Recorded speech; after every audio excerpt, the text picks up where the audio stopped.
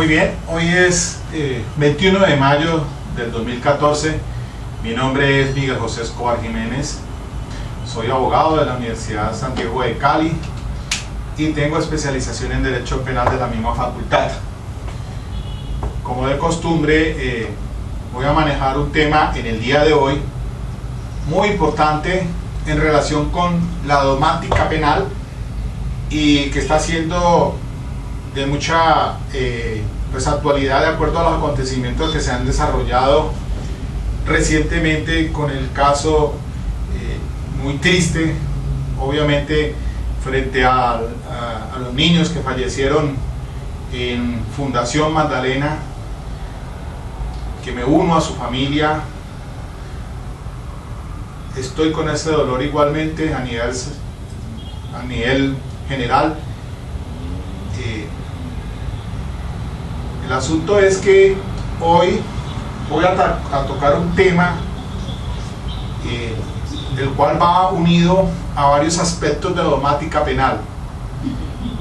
Teníamos que en las clases anteriores que había trabajado sobre la imputación, la audiencia de imputación y la medida de aseguramiento por su relevancia, había hecho unos comentarios relativos sobre todo a la dogmática penal, que hay que tenerse muy presente frente a situaciones como las que se están presentando hoy. Esta mañana se escucha la noticia que fueron asegurados o se les dictó medida de aseguramiento en detención preventiva al conductor de la buseta y el pastor que lo acompañaban ese domingo fatídico, cuando hacia el mediodía el bus se prendió en llamas y lamentablemente fallecieron 32 niños. Pues bien, el punto es que voy a retomar un tema el cual tiene mucho que discutirse en la academia por su trascendencia. Si bien es cierto, esta mañana escuché que fueron asegurados o se les dictó medida de aseguramiento de detención preventiva intramural al conductor y al pastor que acompañaban en esa misión de regreso de estos niños después de estar en una actividad en una iglesia pentecostal, y el juez de control de garantías dictó medida de aseguramiento según el fiscal, según los medios de comunicación, escucho que lo hizo por el delito de homicidio simple, con dolo eventual, en modalidad de concurso homogéneo, por el homicidio de estos niños, donde pues, se sabe muy bien que alrededor de 50 jóvenes en un sobrecupo que iban en esa buseta se alcanzaron a salvar algunos, mientras que estos niños tristemente pues fallecieron debido pues a que el bus se incendió y pues lamentablemente allí fallecieron. Bien, la cuestión dogmática que voy a manejar, porque ese es el punto, es en relación con esta figura del dolo eventual. Para ello pues he revisado la jurisprudencia y me llama la atención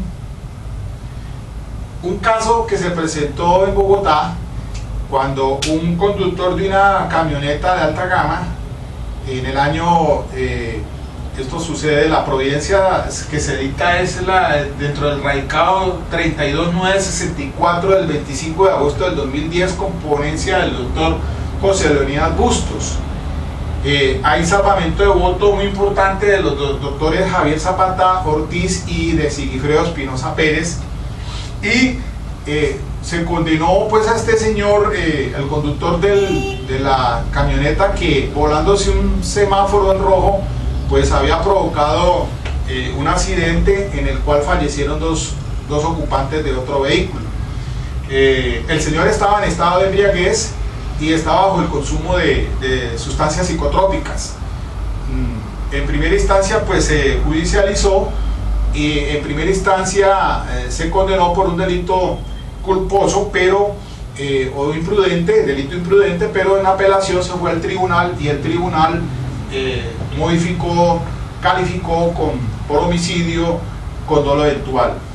Esta providencia de la Corte Suprema de Justicia en su sala de casación penal ha generado toda una clase de movimientos académicos alrededor de ella por su posición cambiante obviamente con una tradición en Colombia de delito imprudente para casos de accidentes de tránsito, se muta a un dolo eventual.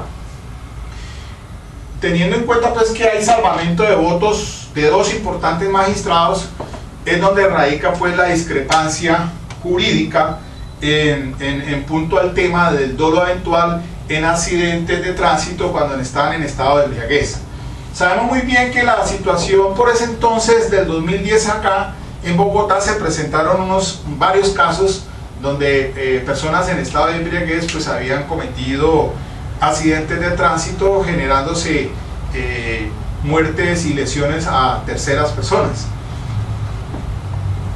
Pues bien, el asunto es que ahora, con esta decisión que se ha tomado ante el juez de control de garantías en la costa, pues por el asunto del municipio de Fundación Magdalena, se imputan cargos por el delito de homicidio simple y el condolo eventual en concurso homogéneo por la muerte de los otros niños.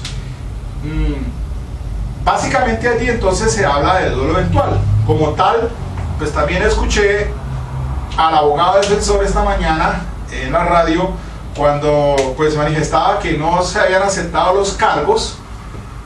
Y esto lo digo, es muy importante en materia jurídica, porque recomiendo siempre no aceptar cargos en esa primera diligencia que se hacen ante la fiscalía, por la fiscalía ante el juzgado de control de garantías.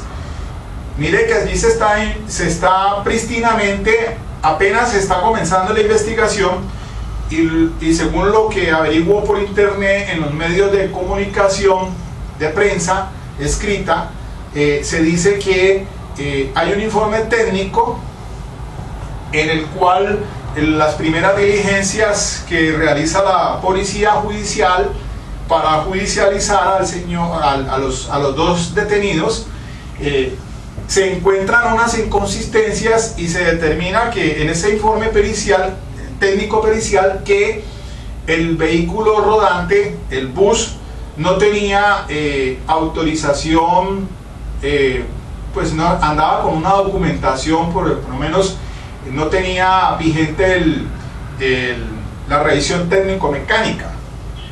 Esa revisión técnico-mecánica porque había sido dado de baja, digámoslo así, en el 2012. Es decir, el carro estaba transitando irregularmente. Pero además de eso, llama la atención, una característica especial es que como el conductor, según lo que se pudo escuchar por prensa hablada, en una manifestación que dio me parece que fue en CMI, el señor Jaime Gutiérrez, que es el conductor del vehículo, informa de que el vehículo, como no pudieron cargarlo con gas, porque pues, ese es el medio de combustible que tiene el vehículo, pero por sus condiciones en las cuales el rodante pues, no está autorizado por revisión técnico-mecánica, pues entonces tuvieron la necesidad de hacerse a unas llamadas bedones o pipinas, en las cuales pues el combustible se carga en el vehículo, y entonces de una manera artificial se le va alimentando con una manguera al carburador, y así habían cumplido 2 recorridos sin tener ningún inconveniente. Cuando en la última oportunidad el vehículo se para o deja de funcionar, y entonces el conductor del vehículo manipula el carburador. Parece ser que había regado gasolina alrededor del motor. Cuando le da encendido, obviamente genera una chispa y ahí se enciende el vehículo, y él toma una actitud, una posición en la cual trata de salvar a algunos niños rompiendo los vidrios del vehículo. Lo mismo lo hace el pastor, pero infortunadamente pues no alcanzaron a salir sino algunos de los menores, obviamente que eran niños entre 12 y 12 años. Pues ante esa situación pues fue imposible. Bien, pero las características jurídicas están dadas allí. Esa es la situación fáctica mediante la cual el fiscal hace los cargos. Y esto me informo es de acuerdo a lo que tengo en los medios de prensa hablada y escrita. Con esa información técnica y con esos elementos materiales de prueba, el fiscal presenta la imputación y hace los cargos por el homicidio simple con dolo eventual en concurso homogéneo. Pues bien, la defensa no acepta cargos, efectivamente tratará de hacer un acercamiento con el fiscal que le corresponde a la investigación, porque este fiscal es el de la unidad de reacción inmediata que hace las primeras diligencias ante el juez de control de garantías, pero ya después vendrá otro fiscal que es el encargado de la investigación.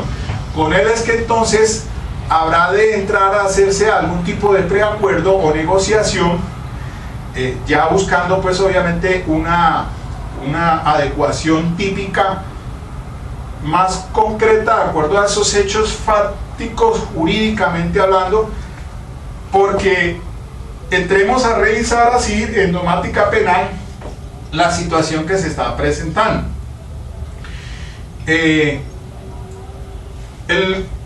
La ley 599 del año 2000 es el Código Penal actual.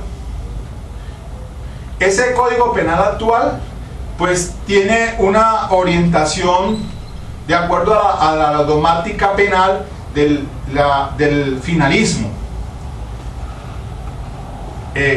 cuyo padre es Hans Belsen.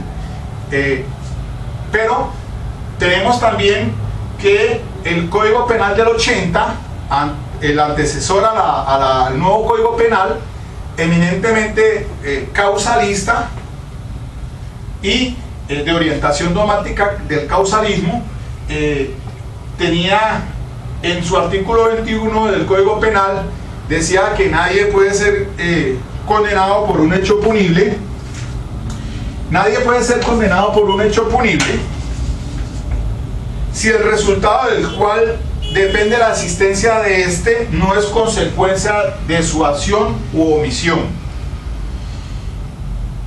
Cuando se tiene el deber jurídico de impedir el resultado, no evitarlo equivale a producirlo.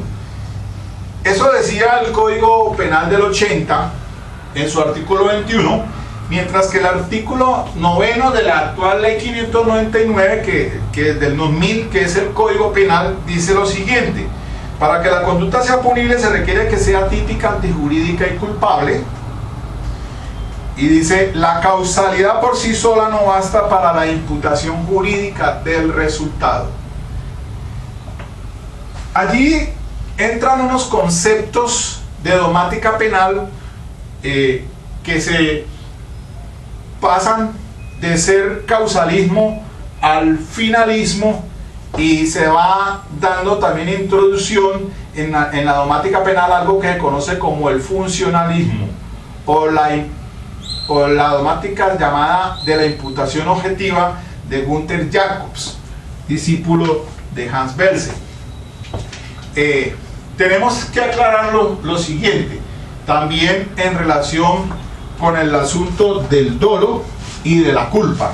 Dice que la ley 599 del 2000, el Código Penal actual, dice que la conducta es dolosa cuando la gente conoce los hechos constitutivos de la infracción penal y quiere su realización.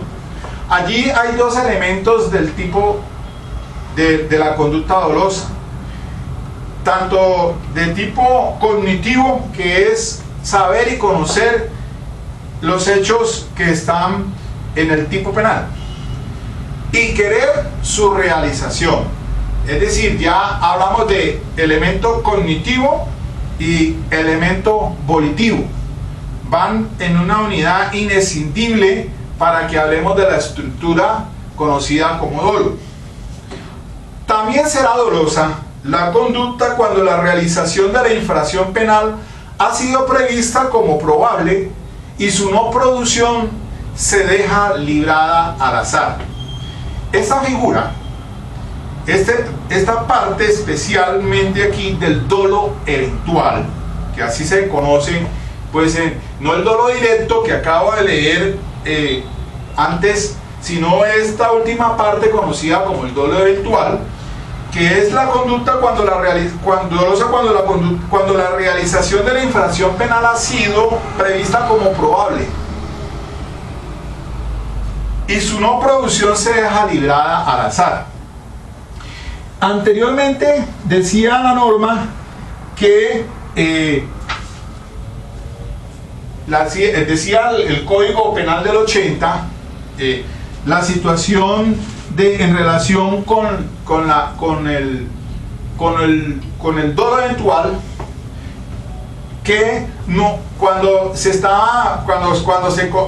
conoce el hecho y no se hace lo posible por evitar que se produzca, hablaba entonces de un elemento que es el de la posibilidad, pero con el cambio de la legislación de la ley 599 se habla de la teoría de la probabilidad, es decir, que los elementos para que hablemos de un dolo eventual se estructuran más en un juicio de análisis que debe hacer el operador judicial, más complicado todavía que como estaba tal vez con la legislación anterior del Código Penal del 80, eminentemente del causalismo. Recordemos una situación aquí, y esto es importante para ir clarificando algunos aspectos. Toda acción humana es porque toda acción humana implica un actuar y una acción que va dirigida a un resultado dentro de unos hechos conocidos como causa-efecto. Por eso es que se hablaba del causalismo. Causa-efecto de manera óntica es lo que se produce en la naturaleza, pero cuando ya pasamos al derecho, hablamos de que existe una relación entre esa acción humana con lo que se produce un resultado, una transgresión de un bien jurídico. Entonces se conoce esto pues como lo que decide la conducta dolosa. La conducta es dolosa cuando la gente conoce esos hechos constitutivos de la infracción y quiere su realización. Entonces es una acción finalmente la que se produce, y allí entra en juego la dogmática del finalista, cuando se dice pues que el resultado es porque precede de una acción finalísticamente dirigida a producir ese resultado. O sea, cuando se habla del dolo, entonces estamos teniendo en cuenta dos elementos que son el conocimiento de esos hechos constitutivos de la infracción penal, del tipo penal, esos hechos objetivamente como tal, pero también querer su realización es ya la voluntad. O sea, el núcleo esencial de la acción es la voluntad. Cuando yo estoy dirigiendo mi voluntad a cometer un resultado antijurídico, decimos nosotros que estamos generando entonces una acción de carácter dolosa. Y entonces la norma, de acuerdo a como está establecida en el texto del artículo 22, ya se refiere pues al dolo eventual, es aquella realización que ha sido prevista como probable y su no producción se deja librada al azar. Es decir, habrá un conocimiento del hecho constitutivo de la infracción penal, y con la teoría de la probabilidad es porque con toda seguridad encaminado hacia el paso a tener la certeza, porque esa es la probabilidad, el camino hacia la certeza, de un hecho típico o un injusto y dejamos entonces librado al azar su no producción.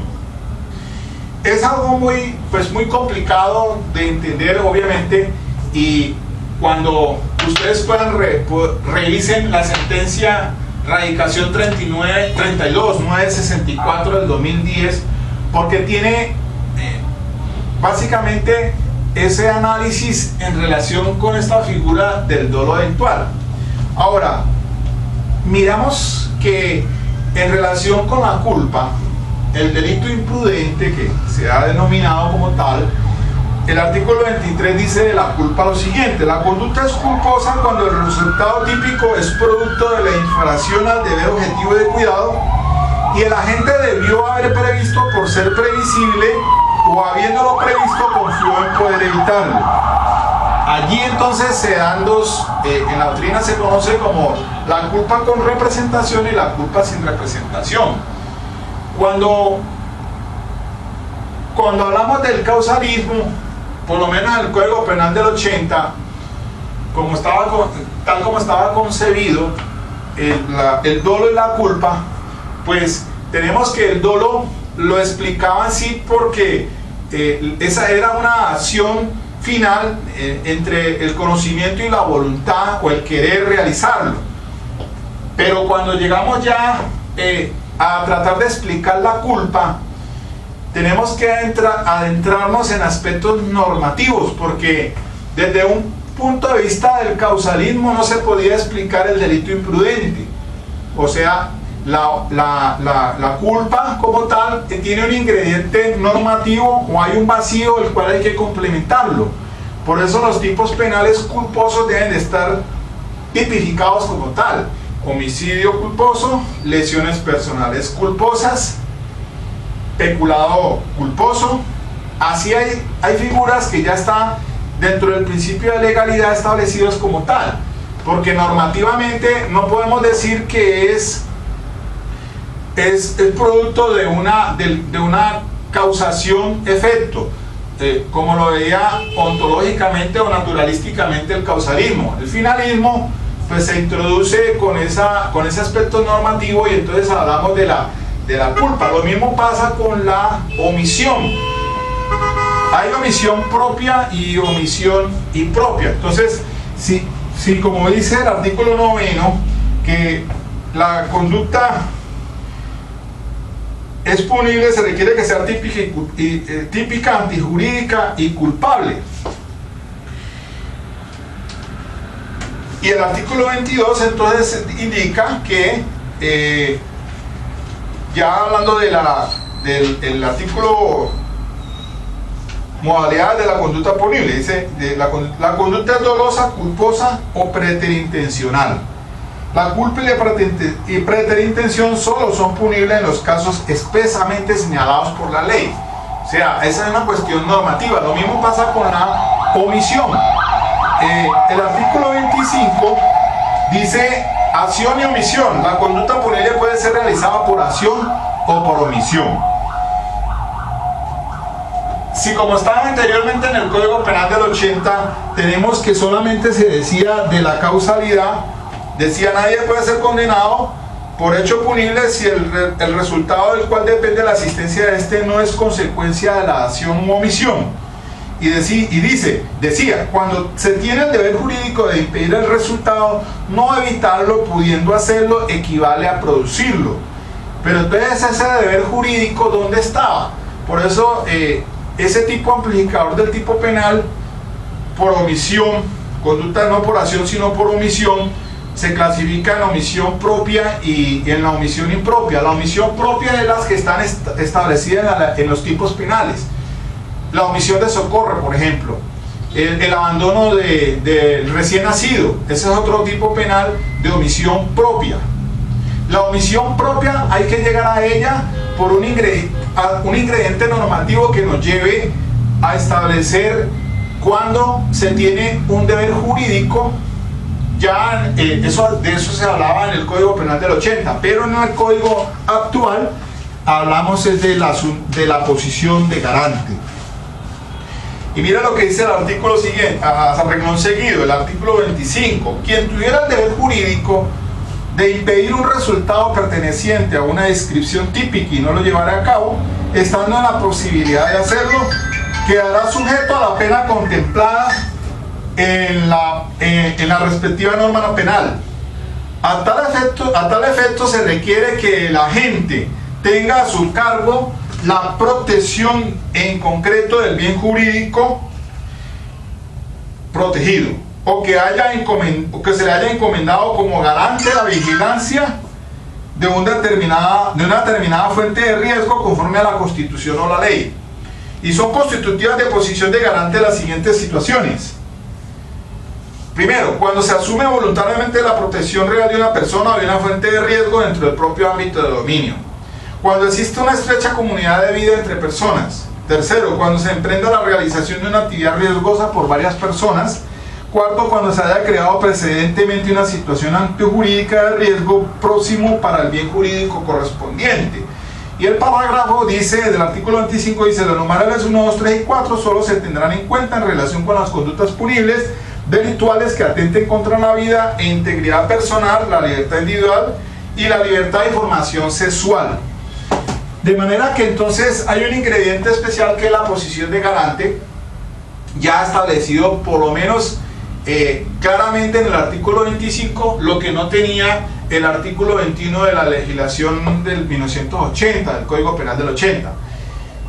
Como el artículo 9 dice que la causalidad por sí sola no basta para la imputación jurídica del resultado, es donde entonces entra en juego una nueva dogmática penal, ya pasando pues del causalismo, pasando por el finalismo, y llegamos al funcionalismo o a la teoría de los sistemas, al funcionalismo sistémico de Gunther Jacobs, lo cual tiene por lo menos una explicación plausible para los delitos imprudentes.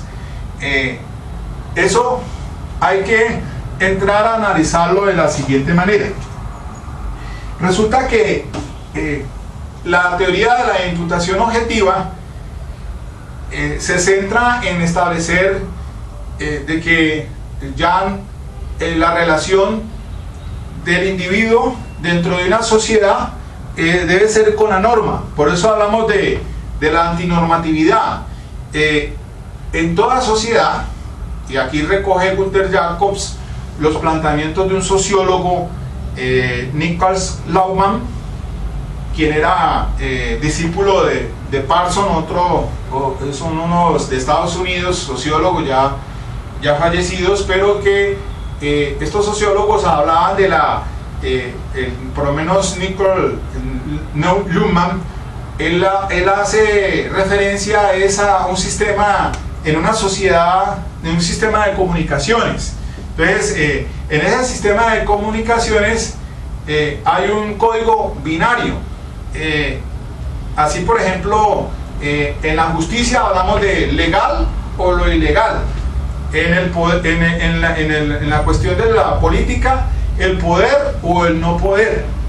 Y así entonces hay un código binario de un sistema de comunicaciones. Entonces eso, traspolándolo a un estado, a una sociedad, como están establecidas actualmente, esa relación de individuo con la sociedad se da precisamente en la relación del individuo con las normas. Entonces, en toda sociedad se entra a hablar ahora aquí de un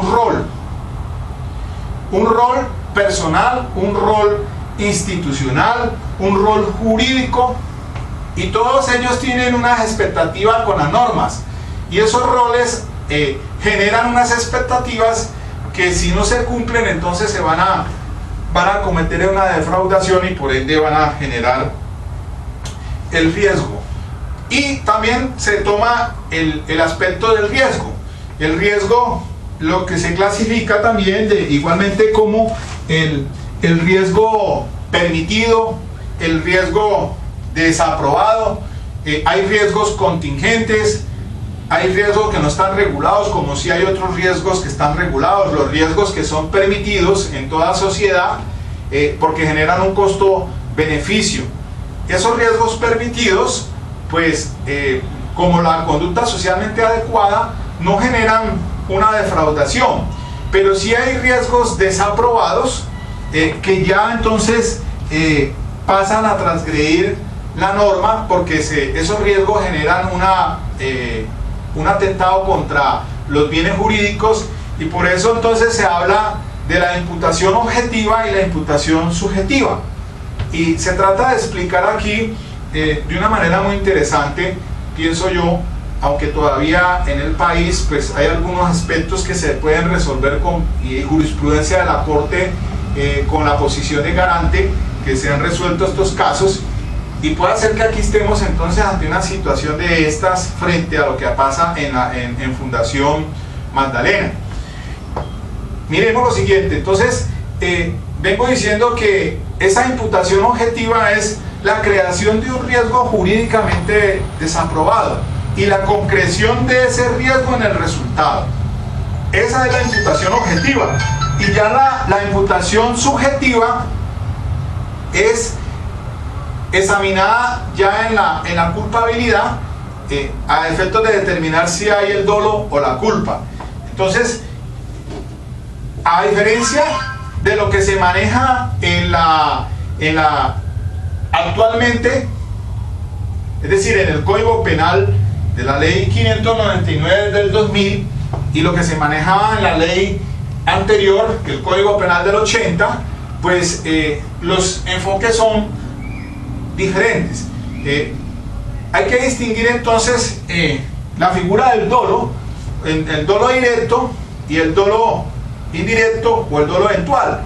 La culpa, con representación, y la culpa sin representación. Hablamos del delito imprudente, que es la misma culpa, y los delitos de omisión, por omisión propia o omisión impropia.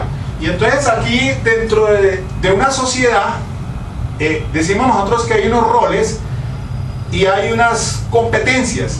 Entonces se hace el análisis de que hay una competencia por organización y una competencia institucional.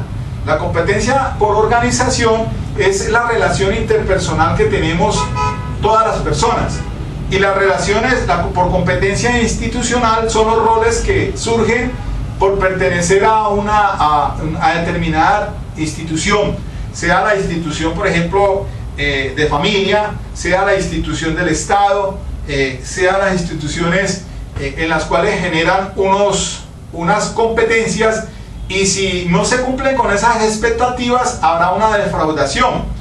Entonces, por ejemplo, en la competencia, dentro de la competencia por organización, hablamos de que tiene que haber un compromiso de no quebrantar o no generar un riesgo para los bienes, que de hacerlo entonces vamos a entrar a responder por esa competencia, porque es una obligación de no hacer, de no cometer un riesgo jurídicamente desaprobado de bienes jurídicos, porque si no entonces entramos a responder. Mientras que en la competencia por institución es una obligación de hacer.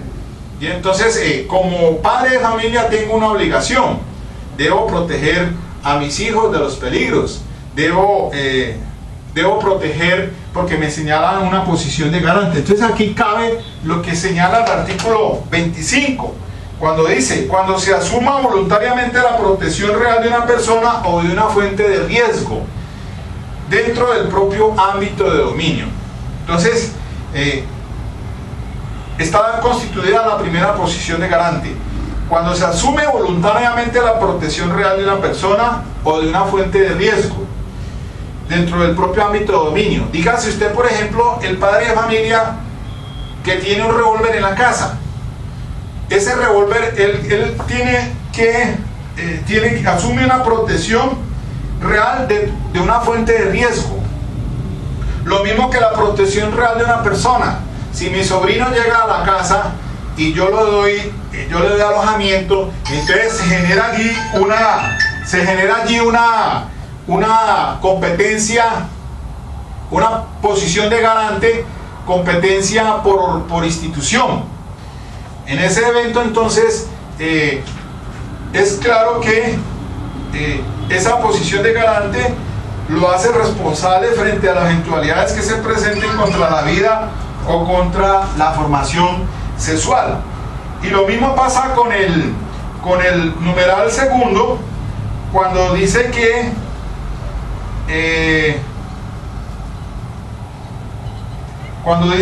cuando existe una estrecha comunidad entre las personas, esposos o compañeros, cónyuges o concubinos, cuando se emprenda la realización de una actividad riesgosa por varias personas.